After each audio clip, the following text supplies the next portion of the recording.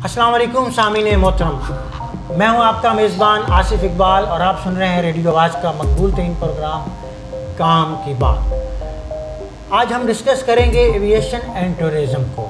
इसलिए आज हमने जहमत दी है पाकिस्तान के नहायत ही प्रोफेशनल पर्सनैलिटी जनाब मोहतरम फ़हद खालिद सदीकी साहब, जो कि चीफ़ एग्जेक्टिव हैं फ्लाई स्मार्ट ट्रैवल्स के और डायरेक्टर हैं स्काई मेट ग्रुप के। अरसा 10 सालों से ये एविएशन एंड टूरिज़म डिपार्टमेंट के साथ मुंसलिक हैं। आइए इनसे मुखातिब होते हैं। अस्सलाम वालेकुम। वालेकुम अस्सलाम आसिफ साहब। सर, कैसे मिजाज हैं आप? अल्हम्दुलिल्लाह बिल्कुल ठीक। सर, आपने अपने करियर का स्टार्ट कब और कहाँ से किया? आसिफ साहब, ये एक काफ़ी लॉन्ग जर्नी है जो कि सन 2008 में शुरू हुई थी और तब से मैं इस इंडस्ट्री के साथ मुंसलिक हूँ, जो कि आपने पहले अर्ज़ किया एविएशन एंड टूरिज़म इंडस्ट्री। इस सफ़र को आज 12 से 13 साल हो चुके हैं। सर, क्या आप ये बताना पसंद फरमाएंगे कि फ्लाई स्मार्ट ट्रैवल्स अपने सार्फिन के लिए क्या सर्विसेज मुहैया कर रही है? आसिफ साहब, सबसे पहले तो मैं आपका शुक्रिया अदा करना भूल गया था। आपने अपने कीमती वक्त से हमारे लिए टाइम निकाला, यह आपकी बहुत ज़रा नवाजी है। उसके बाद चलते हैं आपके सवाल की तरफ। आपका सवाल था कि हम लोग किस तरह यहाँ पे आवाम की खिदमत कर रहे हैं और किस तरह से काम कर रहे हैं। तो मैं आपको थोड़ा सा अपना बैकग्राउंड बता दूँ। हमारा अल्हम्दुलिल्लाह एक ग्रुप की सूरत में ये सारा काम चल रहा है। तो हमारा जो मदर ऑफिस है वो बेसिकली भावलपुर में है, जिसकी बुनियाद सन 2001 में रख दी गई थी। उसको अब लगभग 20 साल का अर्सा गुजर चुका है। उसके बाद फिर हम लोगों ने आगे इसको फर्दर एक्सपेंड किया अपने बिज़नेस को, और हमने झंग में ये ब्रांच बनाई 2014 में। तो उस हवाले से इस ऑफ़िस को बने हुए आज 6 साल हो चुके हैं अल्हम्दुलिल्लाह। अब आते हैं हम इस तरफ कि हमने यहाँ पे क्या क्या काम किए और किस किस तरह से जो है वो झंग की आवाम की खिदमत की। तो मैं आपको बताता चलूँ कि अल्हम्दुलिल्लाह हमारे ग्रुप को ये एज़ाज़ हासिल है, हमारे इस ऑफ़िस को ये एज़ाज़ हासिल है इनफरादी तौर पे कि हमने ट्रैवल एंड टूरिज़म और एविएशन से मुंसलिक तकरीबन तमाम कामों की यहाँ पे सर्विस मुहैया की है।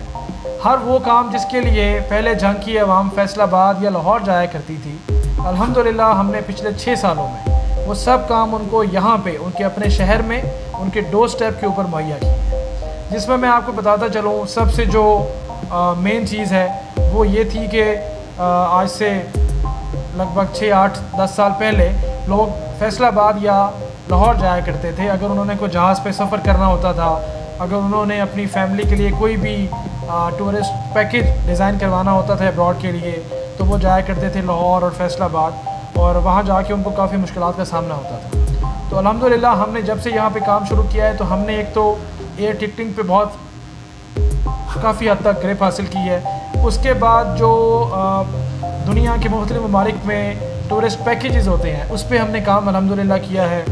उसके बाद उम्रे को हमने झंग में एक अच्छी तरह से मुतारिफ़ करवाया है। वो मैं आपको बताता हूँ कैसे मुतारिफ़ करवाया है कि नॉर्मली उम्रा पैकेजेस इकॉनमी हद तक चलते होते हैं, तो हमने ज़रा उससे हट के उम्रे को 5 स्टार शेप दी झंग में, और आवाम को बताया भी सही, उनको उम्रे के पैकेजेस भी दिए जिससे वो काफ़ी हद तक मुतमईन वापस भी आए।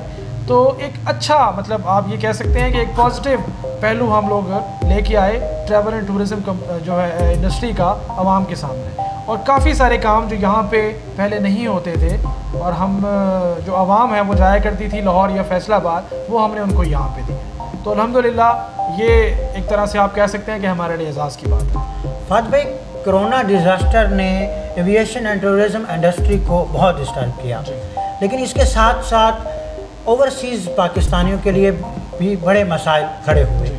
तो इस बारे में आप क्या कहेंगे? आसिफ भाई, जहाँ तक बात है ओवरसीज़ जो हमारे भाई हजरात वहाँ पे जॉब्स करते हैं या जो फैमिलीज़ वहाँ पे रहती हैं, नो डाउट कोरोना के आने की वजह से उनको बहुत सारी मुश्किलात का सामना करना पड़ा। उसमें से मैं आपके सामने चंद एक पेश करता हूँ। सबसे पहले तो वो अफराद जो यहाँ से मजदूरी की घर से बैरून मुल्क जाते हैं। सऊदी अरेबिया में हमारे काफ़ी सारे पाकिस्तानी ओवरसीज़ भाई हैं दुबई में हैं, मस्कत में हैं, कतर में हैं। सबसे पहले तो ये हुआ कि उनको पाकिस्तान वापस आने के लिए जब ये डिज़ास्टर शुरू हुआ, जब ये पेंडेमिक शुरू हुआ 2000 मार्च में, जब इसका पीक हुआ पाकिस्तान में, तो सबसे पहले ये हुआ कि पाकिस्तान ने अपने बॉर्डर क्लोज़ कर दिए। अब हुआ ये कि जब पाकिस्तान ने अपने बॉर्डर क्लोज़ कर दिए तो पूरी दुनिया से जो फ़्लाइट्स पाकिस्तान आती थी वो एक दम ही स्टॉप हो गई, रुक गई। उससे क्या हुआ कि जो हमारे ओवरसीज़ पाकिस्तानी भाई बैरून मुल्क में थे, वहाँ पे उनका कोई पुरसाने हाल नहीं था। वहाँ की जो गवर्नमेंट्स थी, क्योंकि पेंडेमिक एकदम से आया, वबा की सूरत थी और बड़े मामलात ख़राब थे, तो वहाँ की हुकूमतों ने सिर्फ जो अपने रिहायशी थे, जो उनकी अपनी शहरियत रखते थे, उनका तो काफ़ी हद तक ख्याल रखा। मगर हमारे जो पाकिस्तानी थे, ये जो बाकी मुल्कों के लोग वहाँ पे जॉब्स करते थे, उनको उन्होंने किसी भी सूरत अकोमोडेट नहीं किया। इधर से हमारे मुल्क के अंदर बॉर्डर क्लोज हुए हुए थे, तो वो लोग बेचारे ना वापस आ सकते थे और ना वहाँ पे वो अच्छी तरह से रह सकते थे। एक तो ये बहुत बड़ा डिज़ास्टर था जो ओवरसीज़ पाकिस्तानियों ने बड़े सब्र और तहम्मुल के साथ उन्होंने ये बर्दाश्त किया। दूसरी बात ये थी कि जब पाकिस्तान ने अपने बॉर्डर आहिस्ता आहिस्ता खोलना शुरू किए, तो क्या हुआ कि वो टिकट्स, वो एयर टिकट्स जो नॉर्मल रूटीन में 20,000 या 25,000 या 30,000 की होती थी, वो उन्होंने क्या किया कि स्पेशल फ़्लाइट्स के नाम के ऊपर वही टिकट्स उन्होंने 1-1 लाख रुपए की सेल की।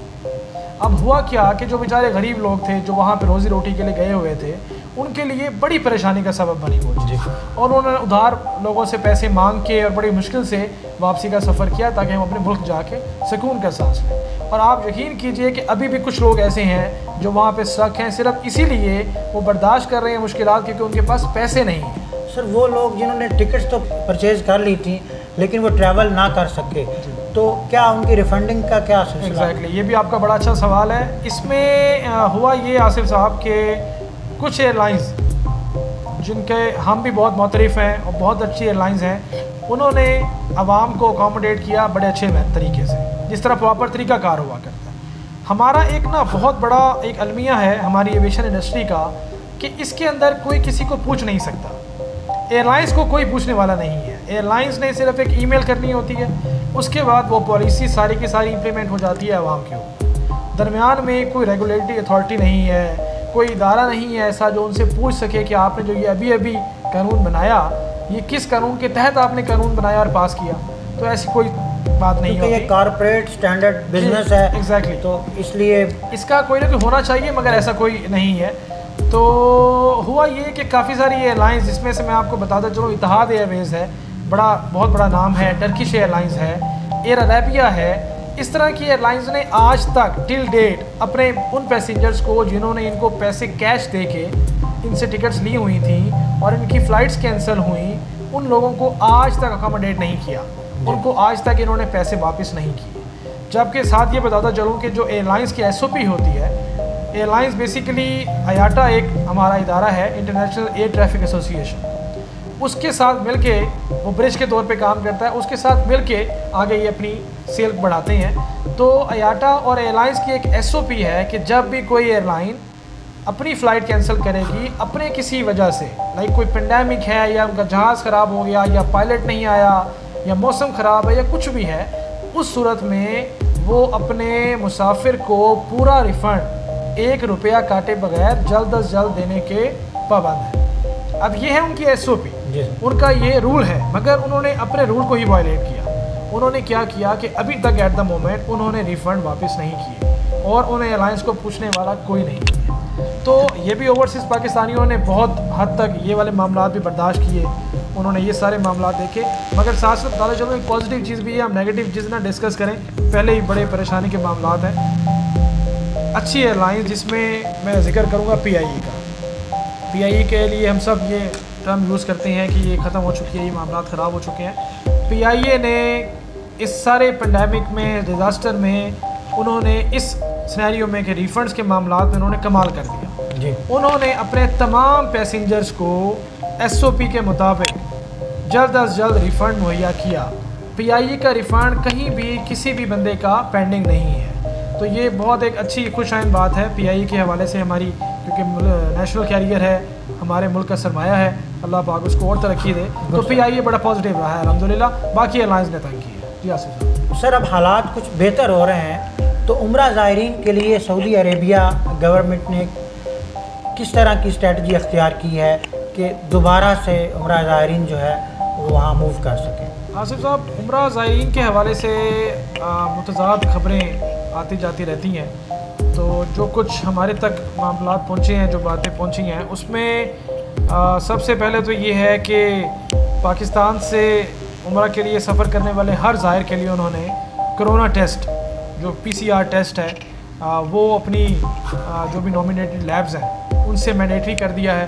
वो लाजमी पहले अपना कोरोना टेस्ट करवाएंगे और अगर वो उनका नेगेटिव आएगा तभी वो सफ़र कर पाएंगे। अगर किसी का कोरोना टेस्ट पॉजिटिव आया तो वो सफ़र नहीं कर पाएगा। ये तो एक जो आप कह लें कि 110% ये वाली तो शर्त लागू है ही है उम्रा ज़ायरीन के लिए। दूसरा ये है कि जिस तरह पूरी दुनिया में मामला चल रहे हैं, इसका कोरोना से जो तदाबीर है एहतियात की, फासला रखना, मास्क का इस्तेमाल करना, सैनिटाइज़र का यूज़ करना, ये सारे मामला ये बिल्कुल उनके ऊपर इम्प्लीमेंट होंगे। मगर अभी ये है कि कबल अज़ वक्त बातें हैं। अभी तक सऊदी अरेबिया ने अपने बॉर्डर मार्च 2020 से अब तक टिल डेट उन्होंने क्लोज़ किए हुए हैं। सऊदी अरेबिया ने अपने बॉर्डर्स किसी भी शहरी के लिए नहीं खोले सिवाय अपने जो उनके शहरी थे जो वापस आ रहे थे। तो ये तो अब आगे चल के उनकी पॉलिसीज़ जो भी वाज़ेह होंगी, जो सामने आएंगी, उसी हवाले से बात होगी। फ़िलहाल यही है कि कोरोना टेस्ट ज़रूरी होगा, बाकी जो भी मामला कोरोना के हवाले से उनको फॉलो करना पड़ेगा। सर, बाज़ औक़ात ट्रैवल एजेंट सार्फिन के साथ फ्रॉड कर लेते हैं, तो क्या स्टैंडर्ड्स हैं कि आम पब्लिक को कैसे पता चलेगा कि ये एक ऑथेंटिक और सर्टिफाइड एजेंसी है और इसी के साथ जो है वो अपने बिज़नेस रिलेशन कायम किए जा सकते हैं? मोहतरम, सबसे पहले तो मैं आपके सवाल में थोड़ी सी चेंजिंग लाना चाहूँगा। जी। वो ट्रैवल एजेंट हजरात नहीं होते जी, जो किसी भी कस्टमर के साथ, किसी भी क्लाइंट के साथ, किसी भी शहरी के साथ फ्रॉड करते हैं जी, या मिसकमिटमेंट करते हैं। वो ट्रैवल एजेंट्स नहीं होते, क्योंकि जो ट्रैवल एजेंसी बेसिकली है ना, वो 2, 3, 4 ऐसे प्रोसेस से गुज़र के बनती है, रिफाइन हो के बनती है कि उसको पास करने के बाद, उसमें से गुज़रने के बाद जो ट्रैवल एजेंट निकलता है, उसमें से जो पैदा होता है, वो कभी भी फ्रॉड नहीं कर सकता। उसके लिए ये आसिफ साहब कि एक तो हुकूमत पाकिस्तान ने ट्रैवल एंड टूरिज़म का डिपार्टमेंट बनाया हुआ जी, प्रॉपर लाइसेंसिंग होती है वहाँ से, और जो भी प्रोफेशनल ट्रैवल एजेंट है, ट्रैवल एजेंट वहाँ पे अपनी कैश सिक्योरिटी रखवाता है। और मैं नहीं समझता कि कोई भी ट्रैवल एजेंट जो अपनी कैश सिक्योरिटी किसी भी इदारे में रखवा रहा है तो वो किसी भी किस्म का फ्रॉड कर सकता है। पहले तो सर, हमारे यहाँ लोकल बेस पे ये होता है कि PR बेस पर एक एतमाद के ऊपर लोगों के ग्रुप बनाए जाते हैं और उनसे पेमेंट एडवांस ली जाती है और बाद में पता चलता है कि वही बंदा जिस पे ऊपर सबसे ज़्यादा एतमाद किया जाता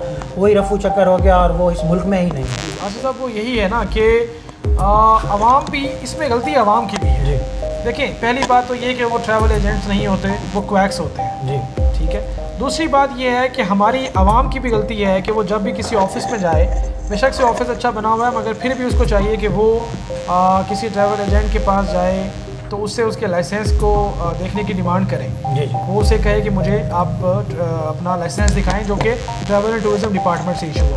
दूसरी मैं आपको छोटी सी एक और यहाँ बात बताता चलो, मुझे क्योंकि हम लोग लॉ भी पढ़ रहे हैं, साथ साथ हम लोग स्टूडेंट्स हैं लॉ के भी, तो मैं आपको बताऊं कि ये एक बहुत बड़ा क्राइम है। FIA में FIA के रूल के अंडर ये एक बहुत बड़ा क्राइम है कि आप किसी भी शख्स से ट्रैवलिंग के हवाले से उसका पासपोर्ट लें या आप उसको पैसे उससे डिमांड करें या लें, अनटिल अनलेस आपके पास लाइसेंस हो। अगर आपके पास लाइसेंस है फिर तो आप इस चीज़ के मजाज हैं कि आप उससे ले सकते हैं। अदरवाइज़ PR बेस पे आप कह लें कि दोस्ती यारी में अगर भी कोई भी इंसान ये ग्रुप बनाता है या किसी को उम्रे के लिए कोई मुआवनत देता है तो वो बेसिकली क्राइम है। तो वो क्राइम वही लोग करते हैं जो क्रैक्स होते हैं। जो ट्रैवल एजेंट प्रॉपर है, जिसने लाइसेंसिंग की हुई है, जिसके ऑफिसेज हैं, जिसके मामलात हैं, वो कभी भी फ्रॉड नहीं करता, प्रॉपर वे से चलता है। और जो भी फ्रॉड करेगा नेक्स्ट टाइम आप जहन में ये रखिएगा कि वो ट्रैवल एजेंट नहीं है, वो क्वैक है। सर, फ्लाई स्मार्ट क्या क्या सर्विसेज अपने सार्फिन को दे रही है और आपके पास ऐसे कौन से स्पेशल पैकेजेस हैं जिनसे बाकी एजेंसी से आपको इनफरादियत हासिल है? हाँ आसिफ साहब, बाकी एजेंसियों से इनफरादियत वाली बात तो हम साइड पर रख देंगे, क्योंकि उसमें फिर ये है कि वो मुकाबले वाली फ़िज़ा कायम हो जाती है। मगर ये बता दूँ आपको कि हम अल्हम्दुलिल्लाह जो भी एविएशन और ट्रैवल एंड टूरिज़म इंडस्ट्री से रिलेटेड जितने भी हथियार हैं वो अल्हम्दुलिल्लाह फ्लाई स्मार्ट पे बिल्कुल पूरे हैं जी। हर फील्ड में लड़ने के लिए आपको कुछ हथियारों की ज़रूरत होती है। ज़रूरी नहीं है कि आप अगर जंग में लड़ें तो आपको ज़रूरत हो हथियारों की।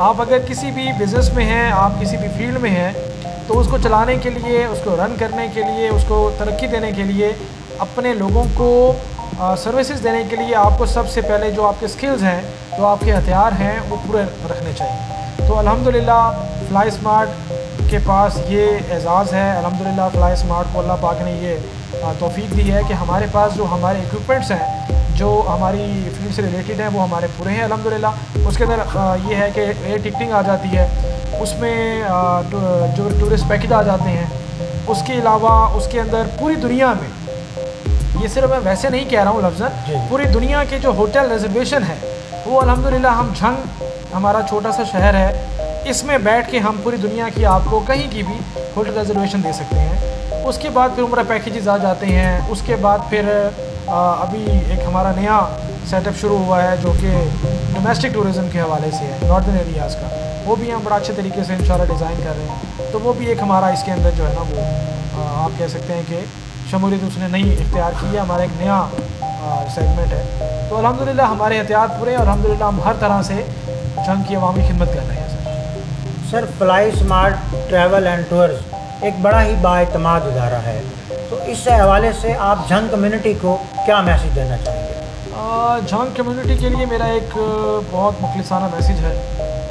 वो ये है कि कभी भी किसी भी क्वैक के पास जाने से गुरेज करें और हमेशा प्रोफेशनल ट्रैवल एजेंट्स जो कि बाकायदा लाइसेंसिंग अथॉरिटी के अंदर काम कर रहे हैं उनसे अपने मामलात वो डील करें, ताकि उनको आने वाले वक्त में किसी भी किस्म का कोई नुकसान ना हो, बर्दाश्त करना पड़े। तो यही मेरा मैसेज है कि जब भी जाएं, जहाँ भी जाएं, जिसको भी पैसे दें, जिससे भी डील करें, जिससे भी पैकेजेस लें, उसका कम से कम लाइसेंस जो है उसकी तसल्ली लाजमी करें और ताल्लुकात बेस के ऊपर अपने पैसे फंसा के और बाद में जो है वो परेशान होने से बेहतर ये है कि आप शुरू में ही सोच समझ के मामला अच्छी तरह से करें। यही मेरा मैसेज है। जी thank you sir. Thank you very much. सामीन मोहतरम, ये थे हमारे साथ जनाब मोहतरम फ़हद खालिद सदीकी साहब जो कि चीफ़ एग्जेक्टिव हैं फ्लाई स्मार्ट ट्रैवल्स के और डायरेक्टर हैं स्काई मेट ग्रुप के।